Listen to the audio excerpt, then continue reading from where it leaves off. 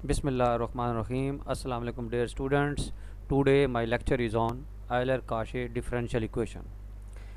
Previous video में हमने जो डिफरेंशियल इक्वेशंस को डिस्कस किया था और उनके जनरल सॉल्यूशंस को डिस्कस किया था, उसमें हमारे पास जो डिफरेंशियल इक्वेशन थी वो कांस्टेंट कोफिशिएंट डिफरेंशियल इक्वेशन थी, यानी उस डिफरेंशियल इक्वेशन के जो कोफिशिएंट थे वो कांस्टेंट होते हैं। तो आज हम जो आयलर-कॉशी डिफरेंशियल इक्वेशन को डिस्कस कर रहे हैं, इसको हमने जो डिफ़ाइन करना है, ये आपके पास वेरिएबल कोफिशिएंट डिफरेंशियल इक्वेशन होती है, यानी डिफरेंशियल इक्वेशन के जो कोफिशिएंट होते हैं वो वेरिएबल होते हैं। तो आपके पास जो डेफिनेशन है, Euler-Cauchy linear differential equation and nth order linear differential equation is of the form x की power n dny over dxn plus a1 xn minus 1 dn minus 1 y over dxn minus 1 plus and so on a and y which is equal to qx, where a1 a2 an are constants, is called nth order Euler-Cauchy linear differential equation। यानी ये आपके पास ऐसी differential equation है जिसके coefficient जो हैं वो variable हैं, और उसमें यह है कि आपके पास x की जितनी पावर होगी उसके साथ उतने ऑर्डर का डेरिवेटिव मल्टीप्लाई हो रहा होगा। अगर देखें यहाँ x की पावर n है तो यहाँ nth डेरिवेटिव मल्टीप्लाई हो रहा है, और अगर यहाँ फ़र्ज़ किया x की पावर 2 है तो यहाँ डबल डेरिवेटिव होगा, और अगर x की पावर 3 है तो थर्ड डेरिवेटिव मल्टीप्लाई होगा। तो इस तरह की इक्वेशन को हम क्या कहते हैं, आयलर-कॉशी डिफरेंशियल इक्वेशन। तो इसको हम क्या करते हैं, इक्वेशन 1 को हम लिख सकते हैं। हमने क्या किया, इसको एक्स एन से डिवाइड कर दिया। जब हमने पूरी इक्वेशन को एक्स एन से डिवाइड किया तो आपके पास ये इक्वेशन बनी D N Y over D X N plus A one 1 over X D N minus 1 Y over D X N minus 1 plus A 2 1 over X square D N minus 2 into Y over D X N minus 2 plus and so on which is equal to 1 over X N Q. X is not equal to 0। वो कह रहे हैं differential equation जो है which is not defined for x equal 0, ये differential equation 0 पर define नहीं है। तो इन ऑपरेटर नोटेशन, यानी हम इस इक्वेशन 1 को ऑपरेटर फॉर्म में अगर हम लिखेंगे तो y को हम बाहर ले आते हैं तो आपके पास इक्वेशन 2 इस फॉर्म में बनेगी, यानी ये आपकी ऑपरेटर फॉर्म है।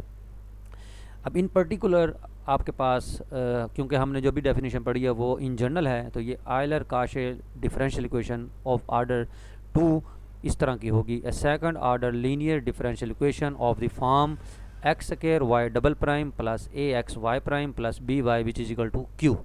यानी देखें, अगर यहाँ x की पावर 2 है तो यहाँ y का डबल डेरिवेटिव है, अगर x की पावर 1 है तो y का पहला डेरिवेटिव है, और यहाँ x की टर्म नहीं है तो यहाँ डेरिवेटिव भी हमारे पास नहीं है, जस्ट डिपेंडेंट वेरिएबल है। इसमें a और b जो है वो कांस्टेंट हो गए, तो इसको कहते हैं, इस कॉल्ड आयलर-कॉशी डिफरेंशियल इक्वेशन। अब हमारे पास इसको सॉल्व करने के हमारे पास दो मेथड हैं।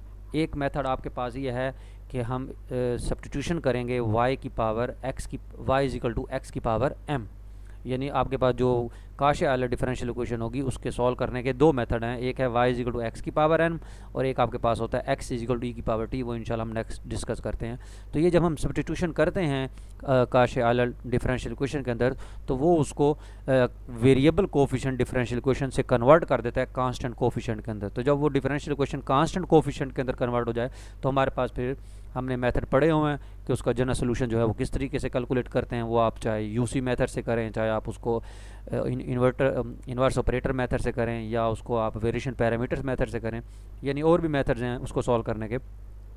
तो आप वो केसेस को मतलब डिस्कस हम करेंगे नेक्स्ट इंशाल्लाह। जब हम क्वेश्चंस करेंगे तो उसमें हम देखेंगे कि कैसे सॉल्व करना है। तो मेथड 1 आपके पास है कि आपने क्या करना है, y को पुट कर देना है x की पावर m। अब आपके पास अगर ऑर्डर 1 की है या ऑर्डर 2 की है, तो इन जनरल अगर हम पर्टिकुलर केसेस में ऑर्डर 2 को सॉल्व करते हैं, इन जनरल फिर हो जाएगा वो।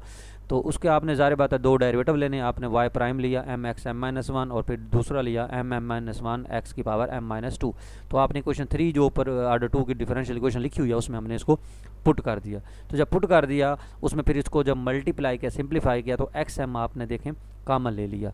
अब क्योंकि एक्स एम हमने y के बराबर रखा है तो y तो अगर 0 हो जाए, यानी अगर एक्स एम 0 हो जाए तो वो तो ट्रिवियल सोल्यूशन हो जाएगा, तो हम उसको कहेंगे कि ये नॉन जीरो है। तो नॉन जीरो है तो M square plus a minus 1 m plus b is equal to 0, तो यह आपकी ऑक्सिलरी इक्वेशन बन जाएगी। तो इसे उसी तरीके से m के यहाँ से आपके पास दो आंसर्स आएंगे, दो रूट्स बनेंगे। तो वो जो रूट्स होंगे वो रियल भी हो सकते हैं, डिस्टिंक्ट भी हो सकते हैं, रूट्स रियल भी हो सकते हैं, रिपीटेड भी हो सकते हैं, और कम्प्लेक्स भी हो सकते हैं, जैसे हम पहले डिस्कस करते होते हैं। दूसरा मेथड आपके पास है second order differential equation order को, यानी सेकंड ऑर्डर के लिए नहीं है ये, third order, fourth order, in general भी है ये, उसको सॉल्व करने के लिए दूसरा मेथड आपके पास है कि हम x को क्या पुट करेंगे, e की पावर t, और यहाँ से t की वैल्यू क्या आ जाएगी, log ऑफ x। तो यहाँ से dt निकाला 1/x, क्योंकि हमने ज़ाहिर बात है आपको y prime, y double prime या y ट्रिपल प्राइम दिया होगा, तो आपने उसका पहला डेरिवेटिव जब लिया तो वो dy/dx, इस पर चेन रूल लगाया, dy/dt इंटू dt/dx।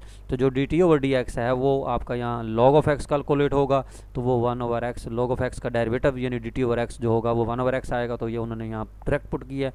तो dy/dx बराबर हो जाएगा 1/x dy/dt।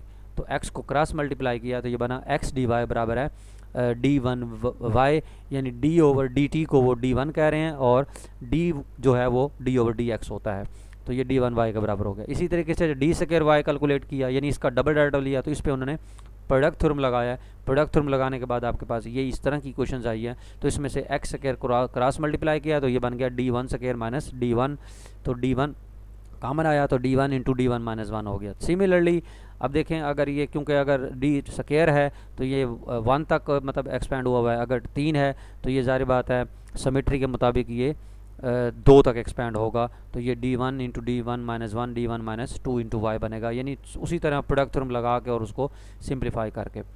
सिमिलरली अगर 4 तक करेंगे तो 3 तक होगा, इन जनरल अगर n तक इसको करेंगे तो आपके पास माइनस n माइनस 1 तक जाएगा, तो वो माइनस माइनस प्लस हो जाएगा, तो इसलिए d1 माइनस n प्लस 1 हो गया। तो ये वैल्यूज़ आप उस काशे वाले डिफरेंशियल इक्वेशन में पुट करेंगे तो वो आपके पास कांस्टेंट कोफिशिएंट में कन्वर्ट हो जाएगा और हम उसको फिर सॉल्व कर लेंगे। नेक्स्ट इंशाल्लाह हम इसके प्रॉब्लम्स को डिस्कस करते हैं कि किस तरीके से आपने इसको सॉल्व करना है। Thank you very much.